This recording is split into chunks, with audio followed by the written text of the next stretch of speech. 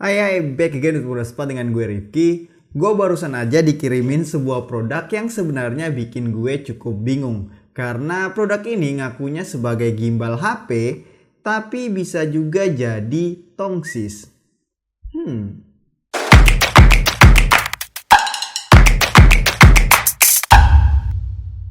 Nah, oke. Ini adalah Moza Nano SE. Moza Nano SE ini adalah sebuah gimbal satu aksis yang bisa juga dipanjangin jadi tongsis seperti ini. Nah, gue sebenarnya cukup kaget ya dengan adanya produk ini. Kenapa? Karena nggak kepikiran gitu loh. Ada orang bikin gimbal tapi bisa juga jadi tongsis. Ternyata setelah gue ilhami lagi ya, ternyata produk ini tuh pasti banyak peminatnya. Kenapa? Karena zaman sekarang kan banyak banget ya orang-orang yang membuat konten cuman pakai HP doang, apalagi TikTokers gitu ya. Mereka tuh hampir semua bikin konten pakai HP doang, dan ini berfungsi banget bisa kalau misalnya dipakai untuk membuat konten TikTok ya. Karena selain bisa dibikin kayak gini, kita juga bisa bikin konten dengan lebih leluasa kalau bisa dipanjangin kayak gini. Jadi bisa semua gitu loh, dipakai di meja bisa gitu kan, dijadiin tongsis kayak gini juga bisa gitu. Moza Nano SE ini diluncurkan dengan dua pilihan warna, yaitu ada hijau toska kayak gini dan juga ada warna hitamnya. Gimbal ini terbuat dari bahan plastik, tapi pas dipegang berasa banget kalau ini tuh bukan plastik murahan, kayak premium gitu loh. Jadi mantep banget pas lagi dipegang. Selain itu, gimbal ini juga dilengkapi dengan satu buah remote di sini yang bisa kita copot ya, kayak gini, dan bisa dipakai untuk ngontrol fitur-fitur yang ada pada gimbal ini. Misalnya, tombol yang di atas ini fungsinya adalah untuk mindahin dari mode portrait ke mode landscape, begitu juga sebaliknya. Dan tombol kiri kanannya ini berfungsi kalau misalnya kita konekin gimbal ini ke HP kita, bisa dipakai untuk zoom in dan zoom out, sedangkan tombol yang di bawah fungsinya adalah untuk ngerekam atau menjepret foto gitu ya. Layaknya gimbal HP pada umumnya, baterai dari gimbal ini udah ketanam di dalam bodinya. Jadi kalau misalnya kita mau ngecas, kita bisa colokin aja di colokannya yang ada di belakang sini. Dan ini tuh udah pakai USB Type-C. Dan gue coba cari informasi tentang ketahanan baterainya ini di manual booknya nggak ada, tapi gue coba baca-baca di internet. Katanya baterainya ini bisa bertahan selama 10 jam. Jadi menurut gue itu tuh udah cukup banget untuk dipakai seharian. Nah, seperti yang tadi kita udah lihat, di bagian bawahnya ini bisa dibuka kayak gini. Jadi bisa kayak tripod gitu ya. Dan bisa kita taruh di atas meja kayak gini. Dan kalau misalnya kita pengen biar kameranya se-eye level, kita bisa naikin kayak gini cuy. Nah, asik kan? Kalau kayak gini kan kita jadi bener-bener kayak ngobrol gitu kan sama kameranya. Menurut gue sih gimbal ini tuh beneran cocok sama orang-orang yang suka main TikTok. Pasti mantep deh. Nah, dan cara masangin HP ke gimbal ini juga cukup gampang ya, karena kita cuma perlu kayak ini dibuka dulu gitu kan, terus tinggal gini doang.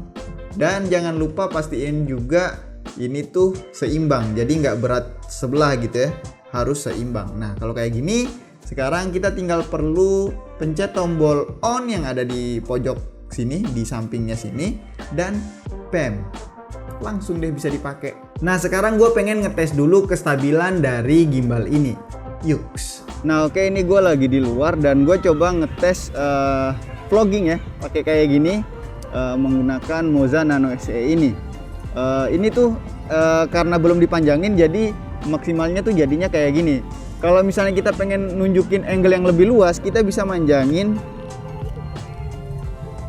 Nah, jadi seperti kayak ini. Jadi ini tuh kelihatan lebih luas dan kita bisa lebih lagi untuk nunjukin. Misalnya kita pengen nunjukin sesuatu di belakang gitu ya, masih bisa lagi nih karena ini jadi luas banget.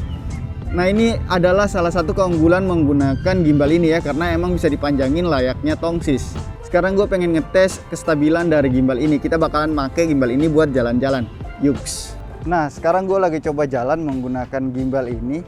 Kalian yang lihat apakah ini stabil atau enggak, gue juga nggak bisa tahu ya, karena walaupun gue lihat di monitor HP, tapi nggak seberapa jelas gitu loh. Gue nggak bisa tahu apakah ini stabil banget atau enggak. Nah, jadi seperti ini. Kalau misalnya gue pindah ke kamera belakang, jadinya kayak gini ya. Oke, nah, by the way, ini gue lagi di alun-alun Pak, dan gue sedikit tidak terbiasa dengan settingan vlogging seperti ini, jadi gue rada malu-malu gitu ya. Nah ini gue di alun-alun Sidoarjo. Gimana, stabil nggak sih sebenarnya ini? Walaupun ini cuma satu aksis gitu ya, jadi gue nggak bisa terlalu berharap banyak sih sebenarnya ya. Oke, gue barusan lihat videonya ya, dan gue pikir kayaknya sih cukup stabil ya untuk ukuran gimbal dengan hanya satu aksis. Gue pikir udah cukup stabil dan bisa banget kalau misalnya dipakai buat ngevlog seperti ini. Sekarang gue pengen ngetes ininya nih, gue pengen ngetes remote-nya ini. Seberapa bisa digunakan dalam penggunaan pembuatan konten gitu ya. Kita coba. Nah ini gue coba menggunakan remote-nya ini. Remote-nya ini kita dari remote-nya, kalau misalnya kita konekin ke aplikasinya di handphone, kita bisa pakai buat ngezoom in cuy. Jadi kalau kita zoom in tuh, nah hasilnya kayak gini. Sorry nggak kelihatan. Nah ini hasilnya zoom in, dan kalau mau zoom out juga bisa, kita pencet aja nih, jadinya zoom out. Jadi lebih praktis gitu ya. Gue pikir ini sih membantu banget ya kalau misalnya kalian syuting sendirian gitu kayak gini, setup syuting seperti ini tuh bakalan membantu banget. Oke, mungkin itu aja yang bisa kita tes dari gimbal ini. Sekarang kita balik ke studio. Oke, sekarang kesimpulannya, gimbal ini karena cuman punya satu aksis, gue nggak bisa bilang kalau gimbal ini tuh bakalan perfect buat kalian yang pengen footage yang stabil banget gitu loh. Karena ya biar gimana pun dia cuman pakai satu aksis gitu kan. Tapi kalau misalnya kalian nggak ekstrim-ekstrim banget gitu lah ya, apalagi kalau cuman buat vlog gitu kan, buat cuman gini-gini doang gitu, bukan yang sinematik banget, gue pikir sih ini udah cukup banget. Apalagi gimbal ini bisa dipanjangin seperti ini, jadi menurut gue gimbal ini tuh benar-benar cocok buat kalian yang biasa ngevlog pakai HP. Dan juga karena remote-nya ini bisa dicopot ya, jadi misalnya kita pengen bikin konten TikTok misalnya ya, kita tinggal taruh aja di sini, terus remote-nya kita copot, dan kita bisa dari jauh gini untuk mulai nge-record videonya gitu kan. Jadi tes dari jauh langsung kamera udah mulai nge-record. Jadi nggak perlu repot-repot mencet tombol record yang ada di HP. Nah sekarang berapa harga dari gimbal ini? Gimbal ini dibanderol dengan harga 549.000 atau kita bisa bilang aja 550.000 gitu ya. Nah buat gue harga segitu tuh masih reasonable banget. Buat kalian yang pengen beli gimbal ini, gue kasih linknya di deskripsi di bawah. Dan pastiin ketika kalian beli gimbal ini, kalian beli di Denka Pratama. Kenapa? Karena cuman di situ kalian bisa dapetin garansi resminya. Jadi misalnya suatu saat ada rusak-rusak kan enak gitu ya, karena ada garansinya gitu kan, jadi lebih aman. Nah mungkin itu aja video dari gue kali ini. Semoga bermanfaat buat kalian semua. Yang like silahkan klik tombol like, yang masih pengen lihat muka gue silahkan klik tombol subscribe. Itu aja dari gue, bye.